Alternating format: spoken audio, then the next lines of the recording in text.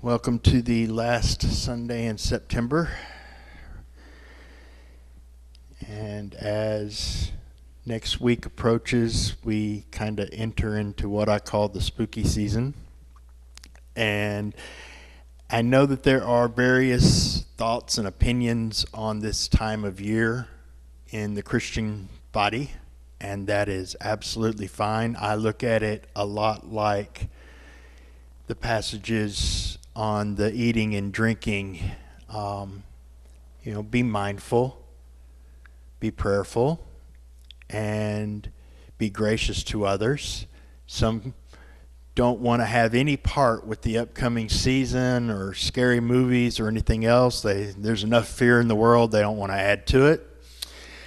Some enjoy, some more of the comedic or the old black and white quote-unquote horror movies, which weren't scary to me when I was 6, so there's not really any fear to them.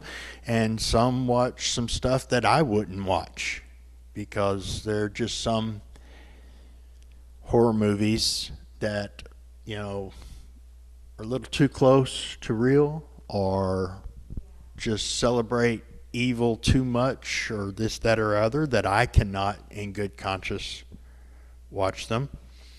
I do think one of the most horrific movies that probably everyone should watch at least once is The Passion of the Christ.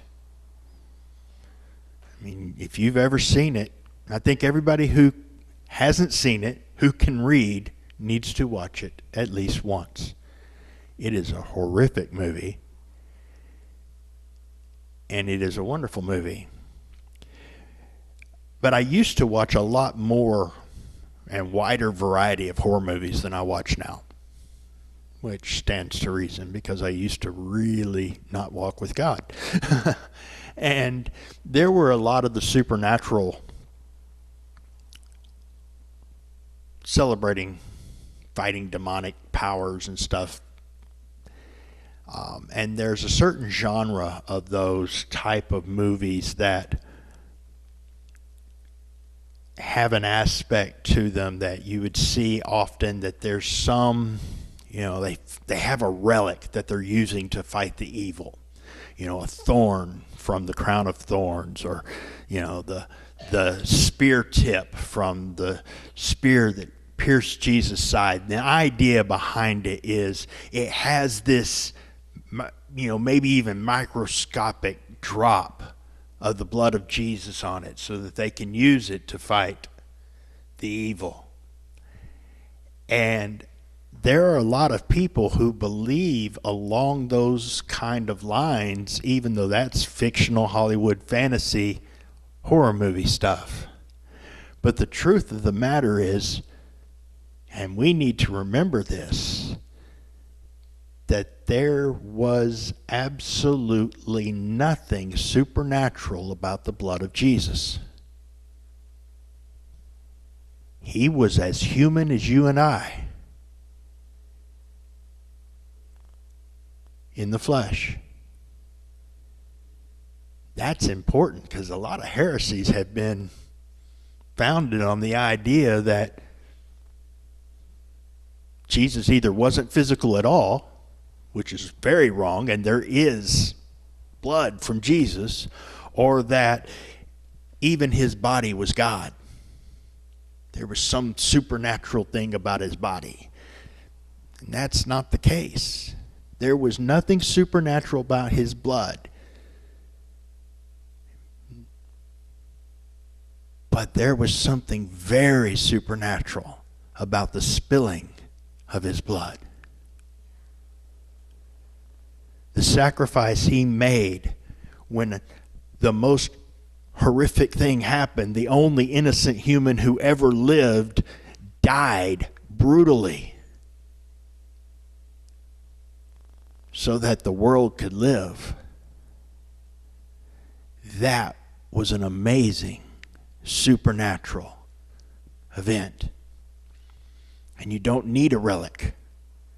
And you don't need to go find a drop of the blood of Christ, because that blood's spilt and gone a long time ago. But the power of the act is available to each and every person on this planet at every minute of every day, whether you're fighting the worst evil that ever existed or the second worst evil that ever existed, your own selfishness. It's available.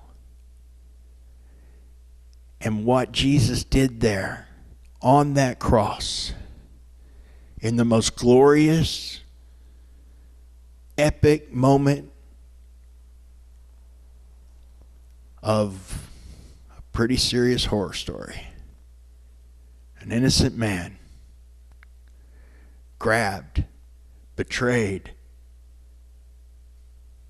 deserted by everyone, beaten until he was almost unrecognizable, probably unrecognizable by all but, maybe John and his mother. Framed, convicted of a crime he did not commit, innocent completely, never did anything wrong, put through the most torturous, painful, slow execution process known to mankind at that time until he died. But the grave couldn't hold him. And he wasn't a ghost. He didn't come back as a spirit. He defeated the grave so that we could have life.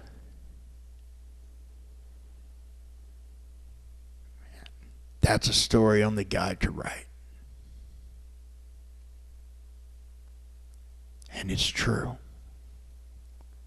And the blood of Christ is everything. Even though what pumped through his veins was only slightly different than what pumps through ours. And I say slightly different because we're all Gentiles here.